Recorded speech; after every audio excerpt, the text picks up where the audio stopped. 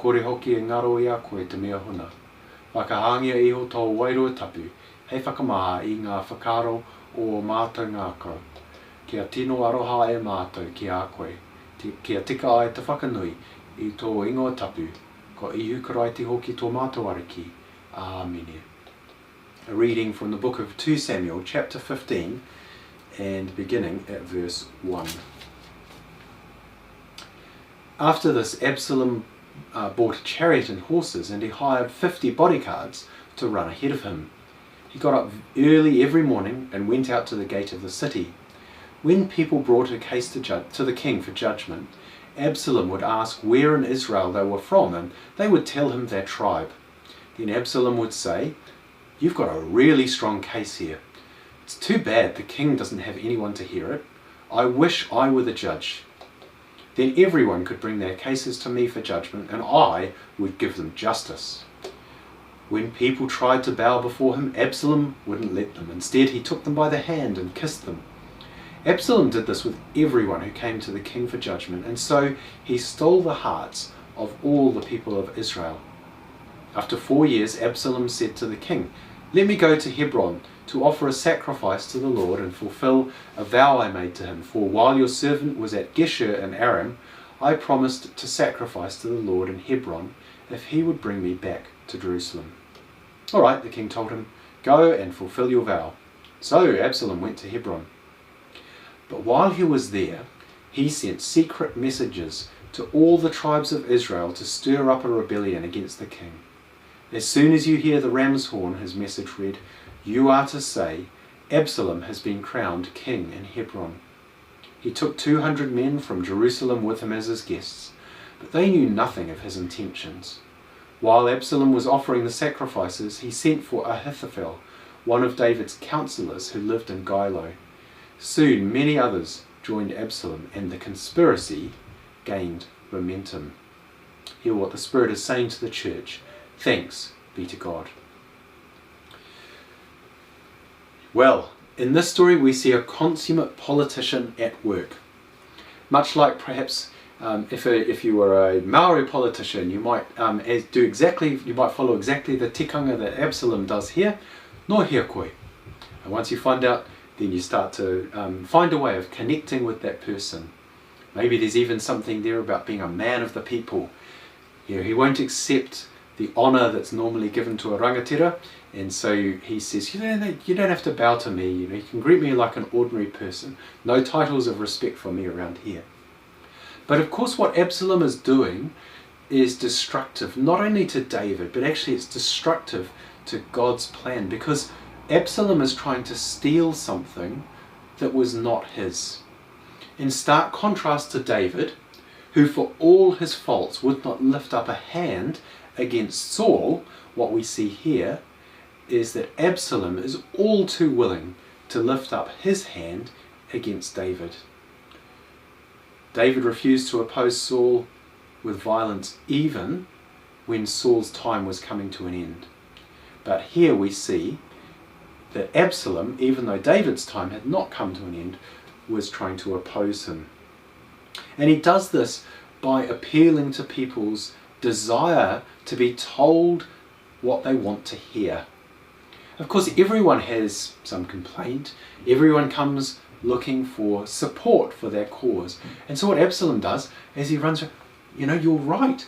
We should judge in your favour. And you're right too, we should judge in your favour. And he builds support by telling everyone, regardless of their case, that they should receive what they want. There is a great warning for us in this as we look at leadership in the church. The inability to say no when something is wrong, the inability to actually judge a case and deliver a judgment is a sign of poor leadership that ought to be viewed with suspicion, but often wins the applause of many people. So you see that Absalom is very successful here in gathering a big crowd around him.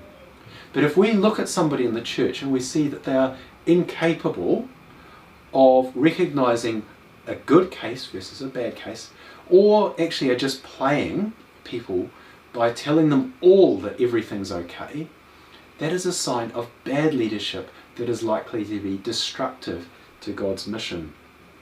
This is all too common. One of the ways it happens, by the way, is not when difficult cases come for judgment, but when people want to hear preaching. They want to be told all the time, you know, everything's going to be okay. Things are going to get better for you. Now, this might not actually be true, but it's a very effective preaching strategy. I want you to contrast this morning then Absalom's strategy here of being a great political schemer with Jesus' strategy. I'm afraid Jesus didn't really do this very much. People came to him and he questioned them. He told them that they were at fault. He said things that even his disciples thought were just too difficult to bear. And so Jesus actually takes a very different approach from the political approach of winning favour from all sorts of different people. Jesus also takes the approach of being somebody who is not only willing to speak hard truths, but who lives a life of integrity. So when we see Jesus in his poverty, it's not just something which is put on or adopted, it's something which is the reality of his life.